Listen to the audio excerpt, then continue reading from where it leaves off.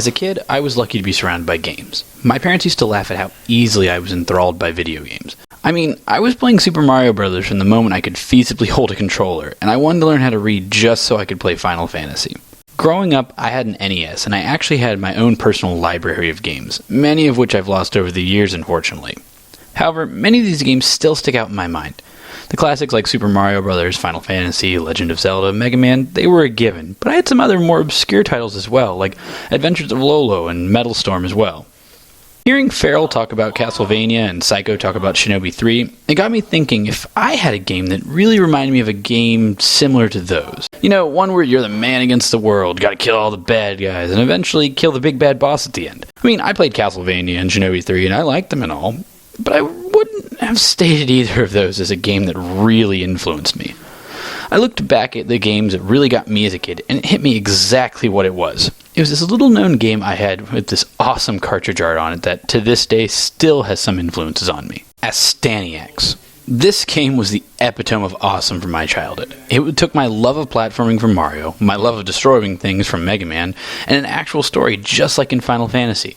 The game starts off with a long and in-depth storyline with cutscenes just like in Ninja Gaiden. It's a little bit more anime-ish, and it doesn't have a way to speed through the text, which sucks, but I don't really remember many games actually having cutscenes around this time, so I kind of forgive it. The game starts off introducing you to Astyanax, a freshman at Greenview High School who's been having some dream about some chick calling for him. As he's walking home, he looks up at the sun, and all of a sudden is dropped in some whole new world with some fairy named Cutie, telling him he has to save the princess or he can't go home. You see later that the main bad guy is some evil horn dude named Blackheart, and he's pretty upset you want to ruin his plan to take over the world with the princess's powers or some crap. It's pretty substandard in comparison to today's deep storylines, but when you think back to a deep story on the NES, not that many games come to mind. As a kid, these cutscenes and story really made my jaw drop. Like, when did video games have scenes cut out dedicated to story? I mean, it was mind-blowing for me. The graphics and music to Astyanax are awesome. Everything is colorful and easy to tell what is what. There aren't any fake background platforms and the enemies are easy to see. The music is really catchy and it really does set the mood for what's ahead. Some of the stages they really work with how they do it. And it's really cool to actually be able to feel like, oh wow, I'm in this underground cave or I'm in the final castle and all sorts of cool stuff like that. Now, I'm not saying this is the best game ever. It's notorious for its difficulty and even to this day I still have trouble beating it. The game plays a lot like Castlevania, but with some key differences. For one, the game doesn't have any sub-weapons. You start with an axe, which turns into a pointy sword? It's supposed to be a spear, but I don't know how that is supposed to be a spear. After that, it turns into a sword. I think the sword is the strongest weapon, but I'm not really sure, honestly. They all seem to do the same amount of damage.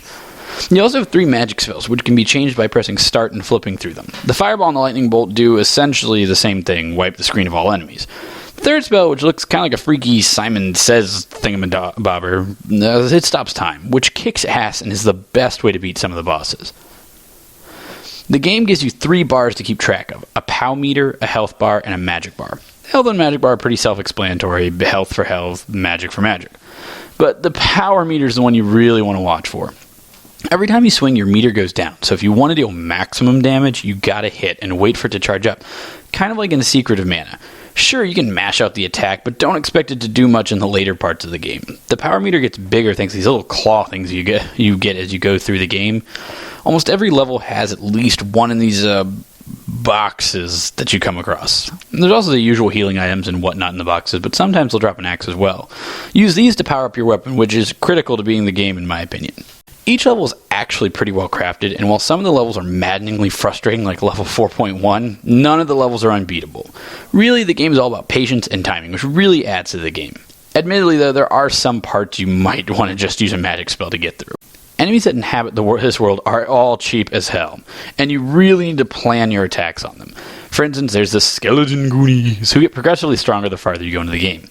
These guys jump around and slash at you, and until they get their cool little, extra slashy sword beam thing, they're more of a nuisance than anything else. Then you get the little balls that float everywhere. Don't ask me what they are, I still have no idea. They're similar to the Medusa heads of Castlevania, but far less irritating. On the other hand, the giant Cyclops salad monsters I think it's what they are, at least. Those guys are probably the second worst enemy in the game. They just fly out of reach of you, are hard to hit even when in range, and drop these little balls that deal no damage, but can make you hit them instead of the giant salad. However, none of these are as bad as the merfolk and their fishy buds. See, in Castlevania, merfolk jump out and you whip at them, and that's about it. I mean, they're kind of irritating, but they're not that hard. Not in Astyanax. These bastards jump out, shoot things at you, follow you, stab you, and take forever to kill. And that wouldn't be so bad if it wasn't for these damn fishies jumping out of the water.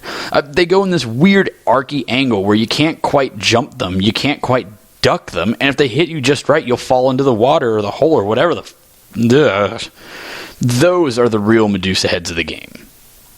The bosses in this game are all really cool. Before every main boss, there's a sub-boss, who is usually more of a minor inconvenience. They're not especially hard, but you do need a method of killing them. Like, the Minotaur, you need to hit him once so he gets to the back of the screen. They need to actually do the quick little melee sword buddy attack thing. Others will pop up on the other side of the screen and do his always hitting attack thing. It's kind of a pain.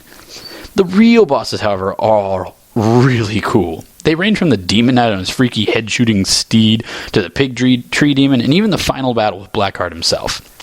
All the bosses have pretty obvious weak points, but considering how rare it seems for NES bosses, it's not really a complaint.